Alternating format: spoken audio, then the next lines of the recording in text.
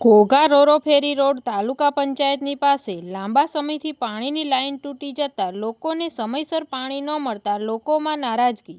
આજરોજ તારીખ 24/3/2026ના રોજ મળતી વિગતો અનુસાર ઘોઘા રોરો ફેરી રોડ તાલુકા પંચાયત પાસે લાંબા સમયથી અનેકવાર રિપેરિંગ કરવા છતાં પાણીની લાઇન તૂટી જાય છે, ત્યારે લોકોને સમયસર પાણી ન મળતા લોકોમાં નારાજગી। ઘોઘા ગ્રામ પંચાયત દ્વારા એકને એક જગ્યાએ અનેકવાર પાણીની લાઇન રિપેરિંગ કરવા છતાં કોઈ ચોક્કસ પરિણામ ન મળતા લોકોમાં નારાજગી।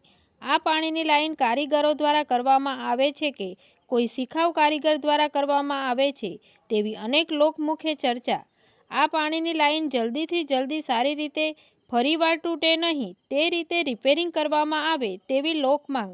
તંત્રી મહેબૂબ રફાઈ સાથે news reader Sneha Patel, Tapasvi Gujarat news, Ghogha.